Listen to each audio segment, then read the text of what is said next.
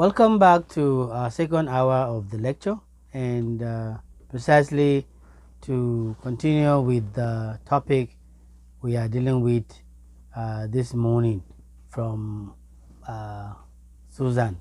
We understand that worship does not matter what history is telling us, but how the history, how the worship was able to be performed, and how people could be able to see, to eat at his own discretion. We also thought about some of the distinctive ways in which, as a Christian student, can see and value the worship into the present, how it explains the past and come to the present. It also suggests the important future of our contemporary, or rather on our contemporary worship to the church, in which the church can be able to follow. At times, we manage what we have, and we come out with the best in when it comes to worship. Now, remember that in the first hour, the task was why can we maintain the same format of worship of the past, but we rather prefer to take a new form in order to make the worship more better, or what, I don't know. But that's your task. Or I can say, in your own opinion, what is the advantage and disadvantage that comes in between the present pattern of worship in comparison to the olden pattern of worship? Let's continue with our note on the PPT, and then we can continue to hear more about the Christian worship. Now, the history we have talked about of worship, and we also try to bring the perfection of then to this present.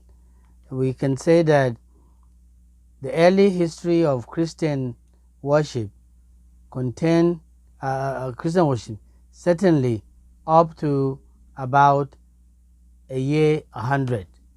Now, how do we look at the worship in the way we can work it out?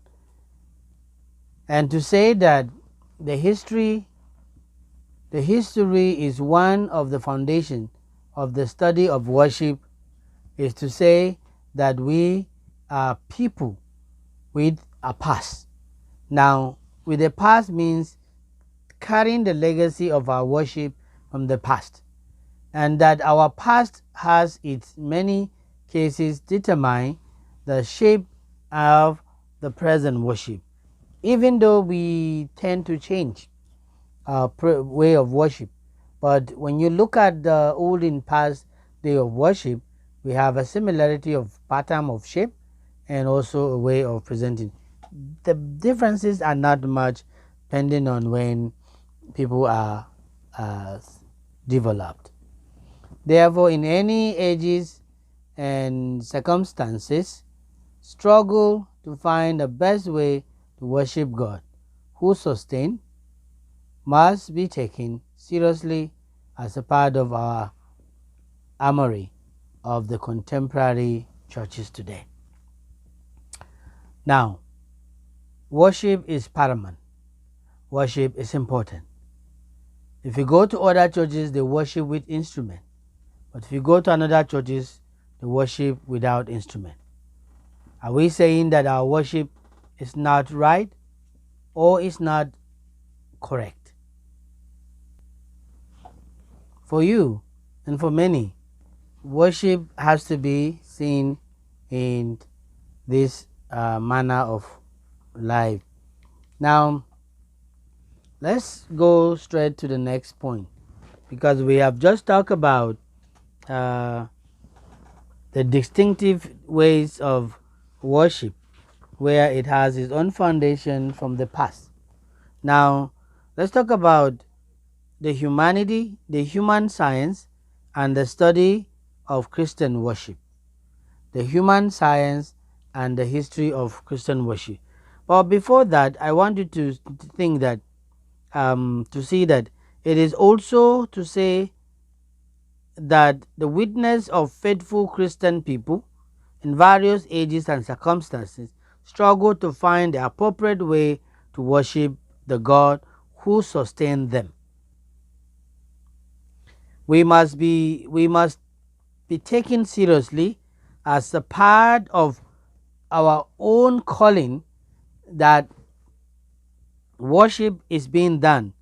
Soon enough, of course, our own worship will have become a part of that historical chain of faithfulness studied for evidence of the ways in which the human encounter with God was celebrated in public prayers at the end of the second millennium. Now,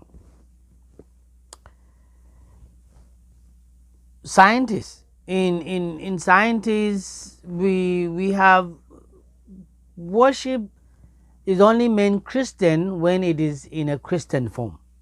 So here we want to see that worship is universal and general. It is Christian only because it's practiced according to the scriptural pattern. Okay? According to the scriptural pattern. That is where you can see it is being studied. As we all know, the activities we call worship is not confined to Christian believers and Christian communities. Members of every religious community across the globe participate in various rites and ceremonies which they will categorize as worship. So if you go to the pagans' world, to the unbelievers, they have their own way of worship. Today, if I may bring you back to the history of Islam and Christianity, Islam are now copying Christian in singing and making all these praises with their own, as if they also want to do that. So initially in worship, we have Christianity have a song and all these things. Now Islam are now changing and forming groups like choir, like women, like all these associations, like how Christianity have been doing in the Christian worship. Now, it is not only Christian, but even pagans, they worship. Over the past 75 or more, many of those working in what is referred to as the human science. The human science, it means a specific department of places where also they have their own call of worship. They investigated the wide diversity of form of worship and tried to ascertain what functions and characteristics they share. Okay, why can't those who attend a quarter meeting, a Hindu funeral, a tribal poetry rites in certain countries, it could be in Nigeria, it could be in other countries, or in Methodist covenant service, all be convinced that they are worshiping?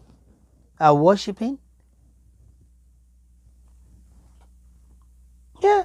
You go to in Africa, we have what we call dudu, and in that dudu they go to their shrine and prepare, and you can see how they are beating some drums and singing. You don't understand what they're saying. But at the end of the day, I believe they are worshiping their God. They're worshiping their God. So if they are worshiping their God, fine. Now, such human science we found are sociologists, psychologists, anthropologists, ethnographers, and the social linguistics. These are other forms of section that also have worship in their way of life. And that is why we said originally, when you talk about worship, it's general, it's universal. It's not only Christian, but it's also paganized, it's also Muslimized, it's also non-religionized, whatever you can put it. But all we are saying is that these worship can be seen in different ways. In different ways. Now,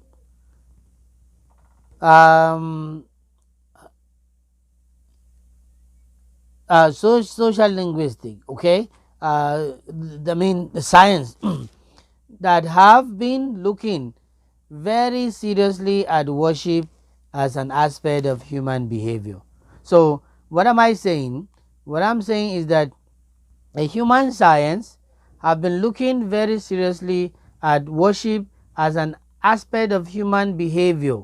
Now, for them, worship is natural, should be naturally presented because it's part of human behavior. Whatever you do, you worship people, you worship your God, you worship whatever, it is part of human behavior, whereby in the Christian manner we also look at it as also way of worship, way of sacrificing. Now,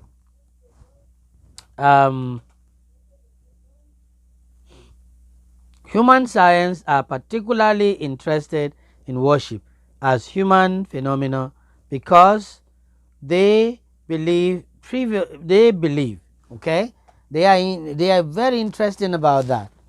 Whatever you say, they are very interested. Why? Because they believe. You see, they believe. Provisionally, at least, they worship. That worship might be one of the very few human cultural universal. So every culture, every places, every city environment, they have their way of worshiping culturally and in the same manner in which we find ourselves. But worship varies. Worship different. Worship is all to the glory of God. Worship is all to the glory of God. There are many important things which we have learned from human science when it comes to worship. One of the things I said for human worship is that it is a personal, it is behavior. Human science believe that worship is a human behavior. If it's a human behavior, then why are we so keen about struggling how to worship? It has to flow naturally. That's why I say sometimes when it comes to worship, there is a tendency where you will not even prepare anything. But in all it takes, situation pushes you to whatever that might be. Okay? That might be. One out of many is of the importance or things which we have learned also is that we learn the value and the functions of the foundational story or myths of our Christian worship. Unfortunately, Christian worship, it's somehow in all its arena of life. Okay, we can see that there. Okay, it says we have learned. It says unfortunately, in order to discuss the word myth has taken on a negative connotation. It is thought of as a story which is misleading or not factually true. For example, it is only a myth that when they say boys are brighter than girls, it is not true. The reality is that some girls are brighter than boys. But in here, they are giving us an example of this as a sign of a myth. Worship is seen, described as a myth in which our individual and a daily life portray the image of its worship. But in the human science, it has a technical meaning which emphasizes not fact of the story but it functions for those who tell it. Myths attempts to speak about the deepest human realities, but in form of narratives, metaphor, and imagery, rather than in analytical or scientific knowledge. Worship is all described. Okay? Therefore, all worship, according to human scientists, are rooted in a practical myth. You see, it turns back to be practical. It turns back to be real. It turns back to be natural. The root of our worship is based on our daily behavior, based on our daily understanding of way in which and to whom we are ascribing our worship to. When you ascribe your worship to a man-made God, it's never functioned the way when you ascribe your worship to a living God who emphasizes and also provide as essential as what we can look up to. All worship is rooted in the myth. Are you with me? If it's rooted in the myth, then what do we do? What do we do? A story that expresses the value and ideas of the community that claims it.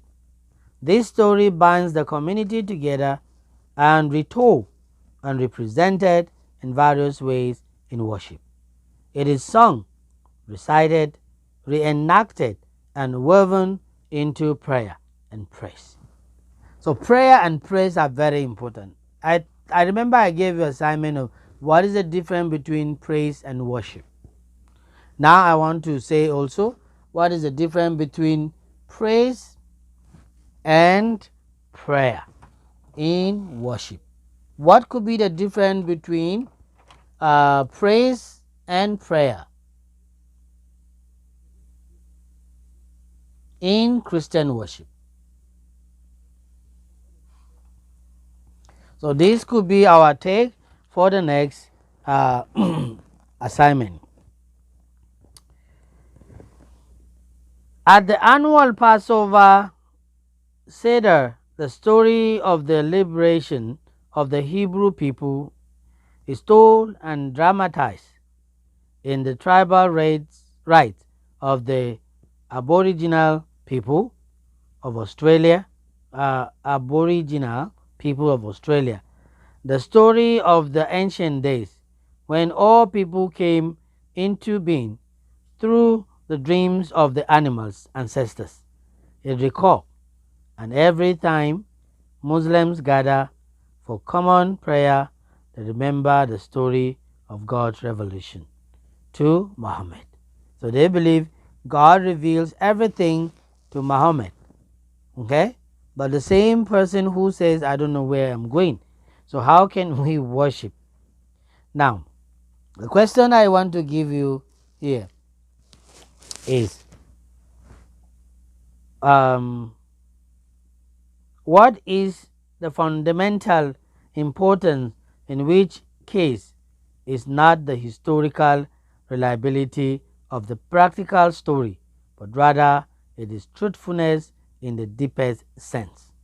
These stories are true because they talk truly about the most basic value, hopes, aspirations of a particular community, about its origin and its destiny when it comes to whatever we worship.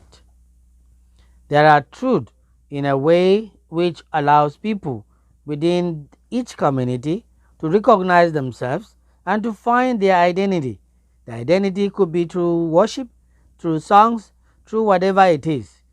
So, when people in the human science talk about the Christian myth, they are not implying that the Gospels are fallacious or historically inaccurate, but they are saying rather that the story of the life, death, and resurrection of Jesus function as a source of meaning, purpose, and identity for the Christian community.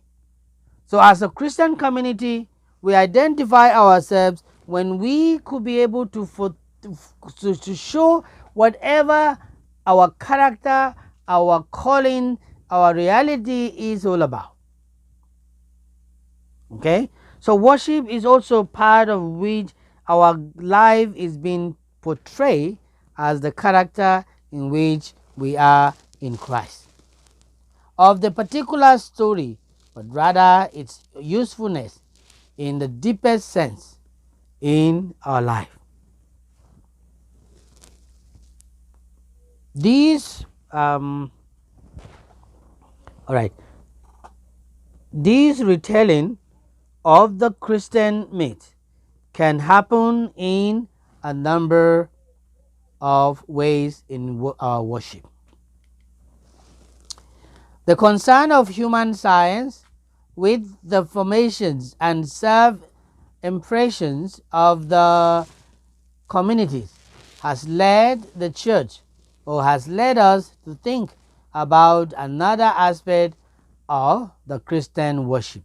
That also gives you why and some reason where we change the pattern of our worship in our daily life today.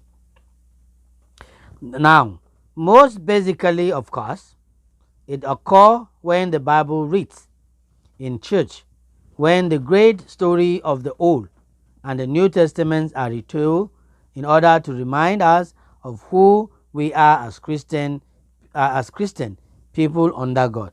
It also happens each time the Lord's Supper is celebrated, recalling the promise of Jesus to be with his people always. These are ways in which worship has been presented. Okay?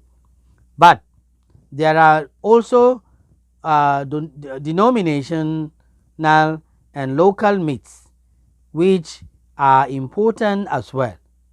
Methodists may tell the story of John Wesley's escape from the fire at Epworth, and thereby reinforce the sense that their destiny as a Methodist people was in God's hands from the beginning. We may tell the story of how our local church came into being and how it has grown in good times and in bad times, and in so doing we reinvigorated our sense of community and community belongings. Whenever we tell the story of who we are, our sense of our own identity as individual worshippers and as a worshiping community in depend. And for this insight, we have to thank the human science for giving us the idea in which we see worship as part of life. When the human science asks this question, what is it that binds worship community together? That's a very good question. Let me change this to this one. What is it that binds? Okay, give me the answer to this. What is it that binds worship communities together? There are something in life that can create the unity of people together, and these are questions that we need to answer. Before then, let's talk about this. The retelling of community stories or myths is only part of the answer. The other part has to do with the function of symbols within the community. Again, the word symbol has also taken on the negative meaning used to describe something that is empty of meaning. His gift of flowers was only a symbolic gesture that brings worshippers together. But a symbolic for the human scientist is a more natural term referring to a mode of human communication, which uses actions, object, and gesture to convey meaning. A symbol, in other words, embodies. We have come to the end of our class for today, and we have talked about the second hour, the human science and the study of Christian worship. We also discover that Christian worship is just a attached name from the worship word. Worship has been a universal. Worship has been part of different kinds of group that tend to worship God, worship their God. We also talk about those kind of thing is that over the past 75 or more years, that many of those working in what is referred to what we call the human science. Under the human science, we have so many kind of things that are working in their own definitions of their own belief when it comes to worship. We talk about the sociologist, the psychologist, the anthropologist, the ethnographers, and the social linguists, whatever you want to call it. These groups are part of those who worship their gods, their thing. Now, they have been looking at serious explanation of what it takes, and they see worship as a human behavior. And I want you to feel it this way: if you truly desire to worship God, you must make the worship to be part of you as a behavior, a life in which you can be able to do things. Now, I said also there are many things that we have learned from this human science when it comes to an issue of worship. Now, in there is that the worship is a human phenomenon, human event, people's way of life. It's been seen in worship. I know that people can walk and say and sing and be worshiping God. So if you find yourself in that way, try to know that worshiping God, it's rooted. Worshiping God all has its own root in our personal life. So the issue there is, are we ready to worship God the way it should be, or are we not? So for us, our homework that I've given you in this second hour is what is it that binds worshippers, that binds worship communities together? What is it? What is that thing that binds the community together in worship? And number two is that what is the difference between praise and prayer when it comes to worship? These are your take-home tasks, and I hope you will do it as soon as possible. And as I do it from today, being Monday of your day of class, you have up to Friday to submit each task on each work. Thank you for being part of my class today, and hope to see you again next week. And God bless you. Be safe, be protected, because we thank God that the corona is going. Have a good day.